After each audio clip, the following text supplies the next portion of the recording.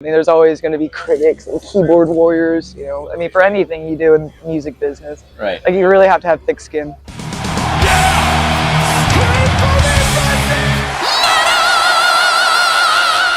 Hey everyone, welcome to the channel. My name is Belgian Jasper. If this is your first time in the channel, hit subscribe right now.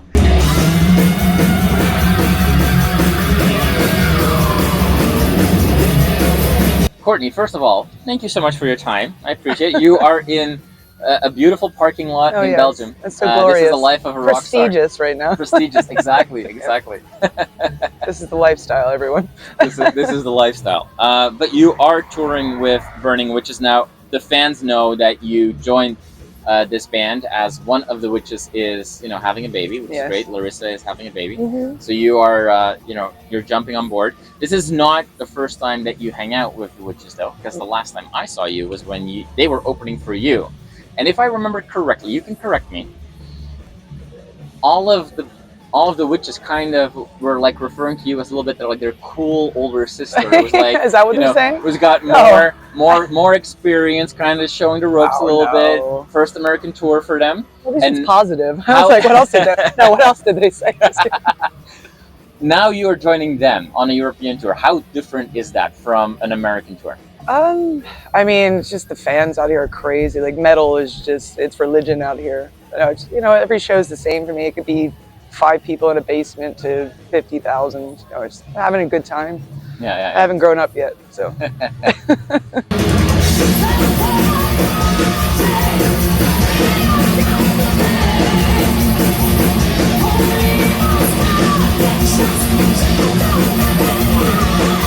So this is officially an album release show. This is a third of 3. Yes. You were in Oberhausen, Germany last night.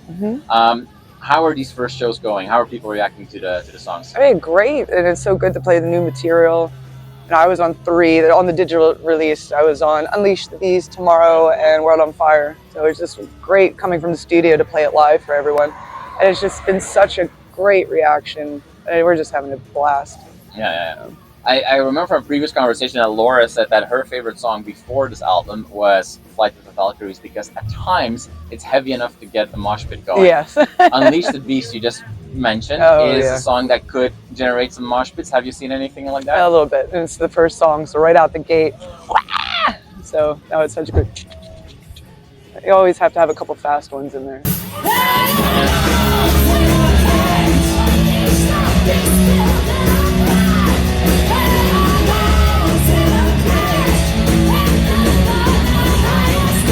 Now, we were joking earlier, but you bring a lot of experience to this group. I hope. I mean, they found me in the gutter, so I kid. But is there an element of, are you bringing more to this group of people than just playing some guitar? I mean, I wouldn't think so. I mean, we're such good friends. I mean, we've been basically sisters for years. I mean, outside the bands, it's just, I mean, I guess I'm the one that pretty much has seen everything, so I'm the chill one. If they're stressed, I'm the one making them laugh, that kind of thing. You just build each other up, basically. But I wouldn't isolate myself to say, like, I'm bringing this to the band. Everything works as a team.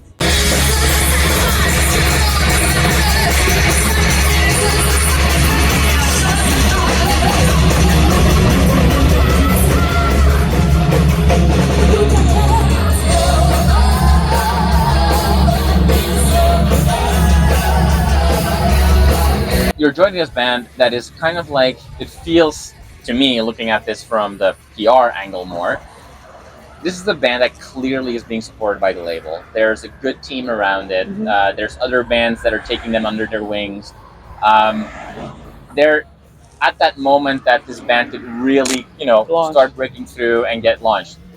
What's it like joining a band in that moment and being part of that? I mean, I'm just so honored and fortunate. Because, I mean, it is hard, especially, coming from the tribute world, which is, I believe, easier because everyone knows the songs already, like Maiden, everyone knows Maiden, so it's easier to grab the audience and stuff. But there's such a great band, the Witches, that we definitely have to, honestly, we know if I can say that.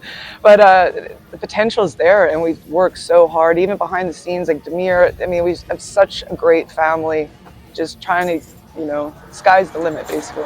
Yeah. Now you say, you know, playing in an Iron Maiden tribute band might be easier, but you're also playing for an audience that will call out every tiniest mistake. Well, you know what they say that, like, oh, you didn't miss a note. I'm like, did you see me laughing on stage?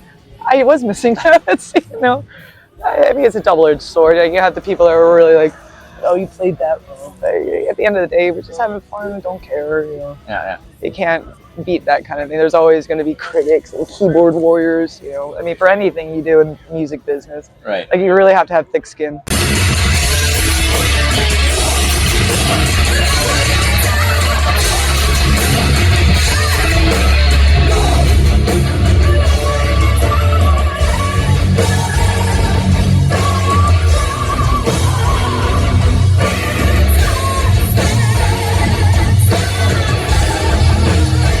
I live in North America. You are obviously American. America. It's maybe it's just me, but it feels like, and there's a change in appetite in North America where we're seeing more, even though it's become so expensive for European bands or any continent to tour in the States, as I'm sure you are very well aware. But we're seeing bands like Burning Witches, Visions of Atlantis, Sabaton, Epica, Powerwolf, all these very, very European bands starting to finally get traction. Like, Epica was playing sports bars 2 years ago in the States, and now they're playing small arenas. Yeah, finally.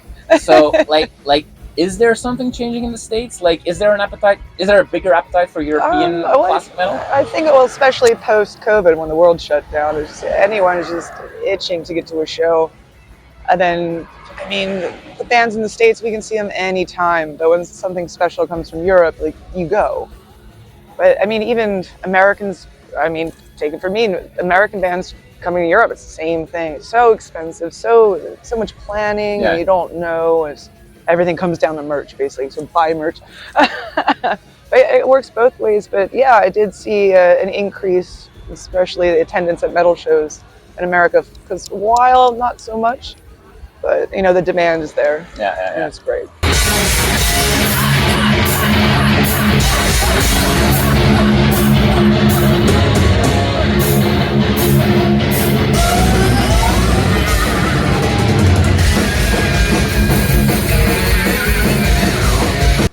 Any particular song that stands out for you that you can't wait to play live? Oh, I mean, they're all great. Love Evil Witch. I mean, Tomorrow, the ballad of that. I mean, I have to stop myself from crying every time we play it, you know. I'm the cheesy one. You know, you always want that arena ballad solo. So the one I laid down, I have like, don't cry, don't cry.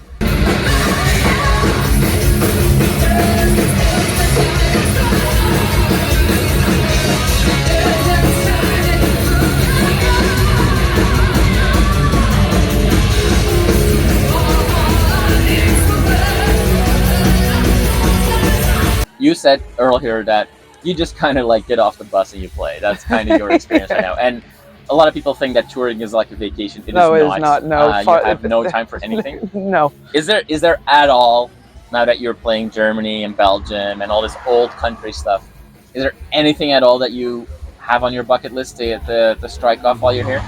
I mean, I've seen it all. Like I said, the one thing about touring, like other band members, they'll go off walking, seeing the cathedrals, doing this and that. Like, I'm gonna sleep, because if you don't sleep, like. But no, I've done the touristy thing. I love it out here. Actually, my father's side of my family is from Hamburg, so okay. So kind of going back to what they call it, fatherland. Yeah. No, I love it out here. It's just I wouldn't say culture shock. I mean, I have to learn the language. Right. Ein bisschen. But wir können Deutsch reden. I'm so bad. I'm the typical American. Speak English. No, I kid. No, I just love it out here. So eventually we'll be moving out here, and a new chapter. So I'm really excited. Nice. Final question: who made that custom necklace that you're wearing with the CC? Oh, I actually found it on Facebook. One of those like ads, and I'm like, oh, it hasn't broken yet, or it hasn't turned, so I think I got a good one. There you go. Thank you. You're the first one that knows that. Well, it's like the Iron Maiden logo, right? Or font. Font, yeah. You know, I wear it in case I get lost. Or like, oh, there she is. If you see a CC necklace, it has like your she's late to bus call. Has like a security number like on the back of it's like an air tag. It starts there you beeping if I stray too far from the bus.